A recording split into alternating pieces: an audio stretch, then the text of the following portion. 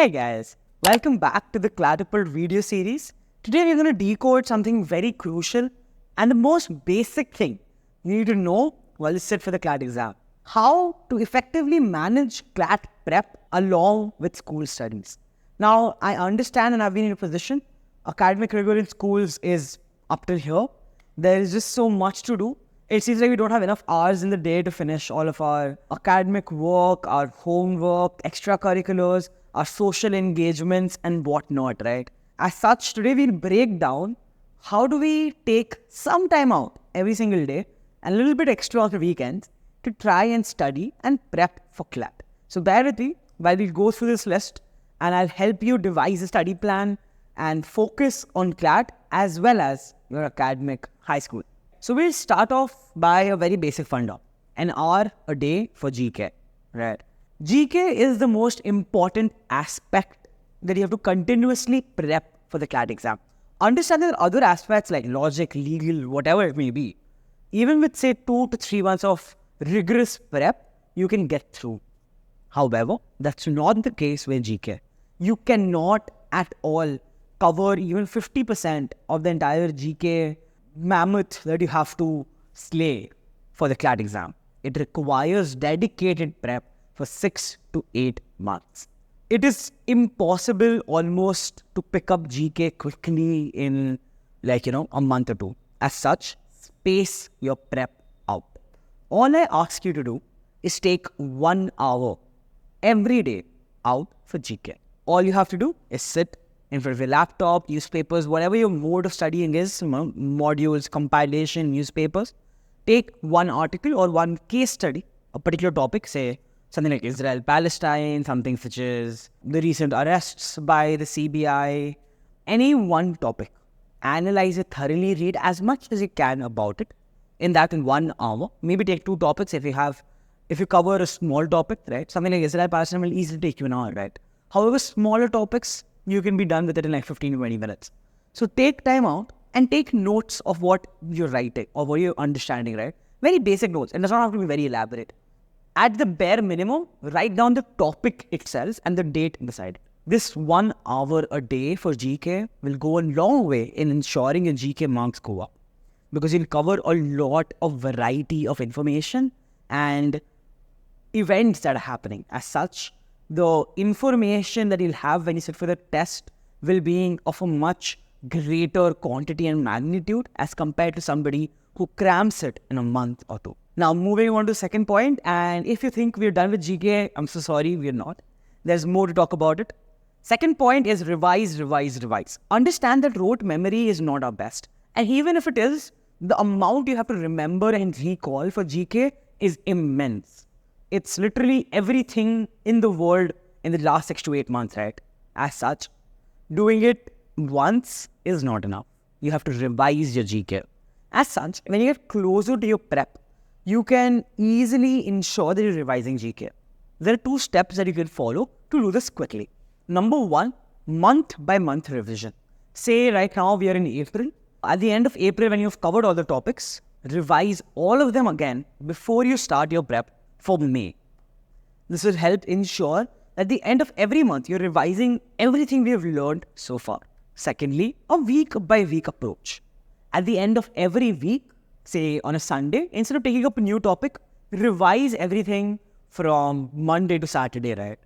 Second week, do for the past 2 weeks. Third week, and so on. This will ensure that you're revising a lot of topics a number of times. And what you can do is, instead of just going through your notes, you can add an extra layer to your prep. Delve a little deeper. Read more deeply about it. When you do this again and again, maybe delve and dive a little deeper. For example, the first time you do it, you'll understand and read more topical issues, right? Say, for example, an appointment of a Chief Justice. The second time you do it, just dig deeper. Look at something more outside or more broader than topical issues, such as who was the first Chief Justice of India, who was the first female Chief Justice, who was the last Chief Justice, and so on. So that you can prep not only the topical issues, but also some static questions.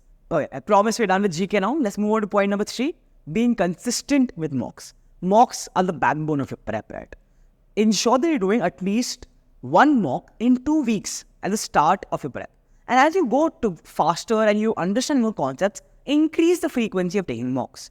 In the last 6 months of your prep, you should be doing ideally 1 mock per week. And the last couple of months, you can rev it up even higher to say 3 to 4 mocks a week. This will ensure that you are properly identifying issues, being ready for the test taking condition. And understand, if you do not analyze a mock, that mock is wasted. So not only do you have to be consistent with doing the mock, but also with analyzing it. Alright, point number 4, subject learning. Every day, take some more time out, say 30 minutes or 40 minutes, besides what you're doing for GK, and try and understand one particular area of a subject. Say in logical reasoning, you just take Monday to do assumption. On Tuesday, take maths, do some data interpretation. On Wednesday, take English, do main idea questions. On Thursday, take legal and do something like contracts, right? Keep it diversified so that at the end of a week, you're covering something or the other from each of the topics, right?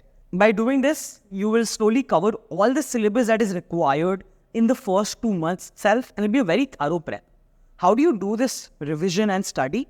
Very simple. Understand the concepts, right? For example, assumptions in logical reasoning. What are assumptions? How to identify them? How to mark correct answers?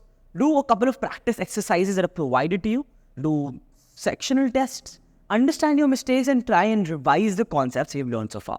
This will ensure that your prep is extremely strong and built on a very secure foundation. Second last point, classes. Be regular with your classes. Understand that 50% of your job is done if you just sit in that class and pay attention. Because we'll be revising a lot of topics for you. We will be covering new topics. We will be helping you understand your mistakes and why you're committing them and how to avoid them, right? As such, attending classes on weekends or whenever you have it will be extremely instrumental in ensuring your prep is stable and gradually progressive.